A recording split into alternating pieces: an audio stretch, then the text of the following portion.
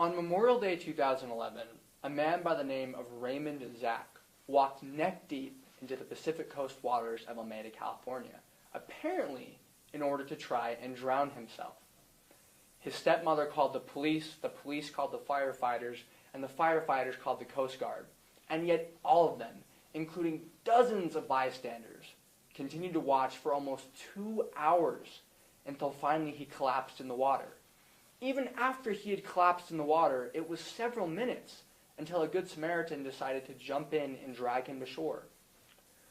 Unfortunately, he passed away later that day.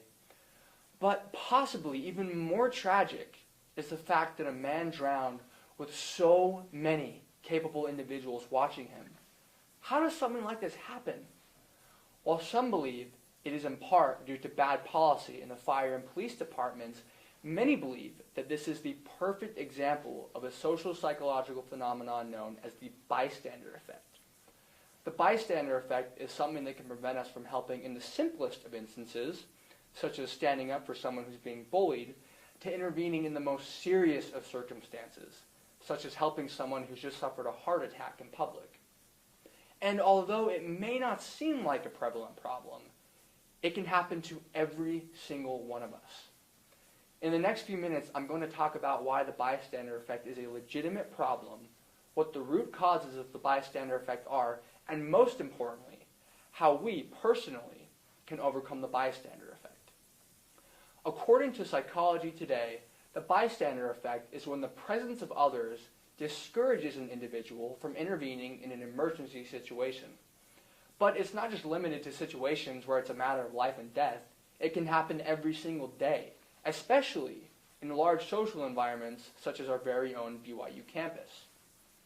We see someone drop their books on the ground, but we don't stop and help, simply because no one else is stopping. We don't speak up in a group where someone's being gossiped about, again, simply because no one else is speaking up. The examples are endless, but my point is that the bystander effect is a legitimate problem that can prevent us from helping on a regular basis on a variety of levels.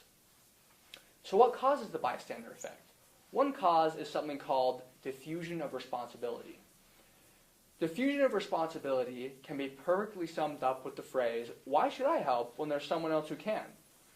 Or put another way, according to an article in the Journal of Social Psychology, the more individuals there are in a given situation, the more likely it is that we will think to ourselves, someone else can do it. Another cause is ambiguity. Now, what do I mean by that? I'm sure we've all had that situation where we're driving down the freeway and we see someone pull off to the side of the road with their emergency flashers on. But yet, do we stop? Most often, no, we don't. After all, how do we know they're not just on a phone call or pulled over for some other petty reason?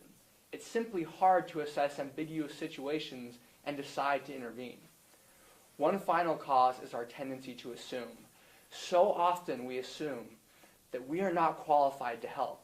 So often we assume that if someone truly needed help, they would have already been helped. All of these are natural tendencies that are hard to control, but through our individual actions, we can overcome this effect. So what is the solution to overcoming this effect?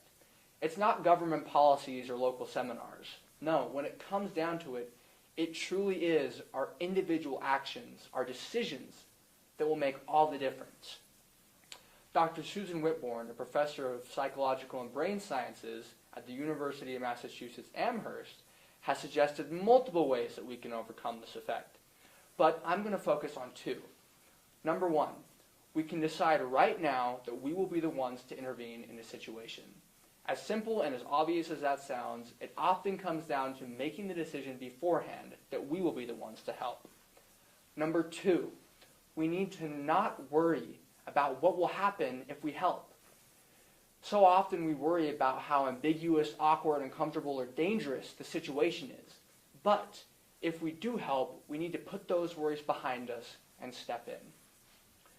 Now, I know that this is a lot to take in, but my point, in conclusion, is that every day the bystander effect will have the potential to prevent us from helping someone.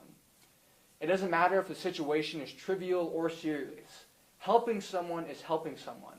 And if we make the decision right now to help and intervene, no matter how awkward, ambiguous, dangerous, or uncomfortable the situation is, we will never regret it. So next time you encounter a situation where you think there's even the slightest possibility that someone might need help, take action, because you might be the only one who does.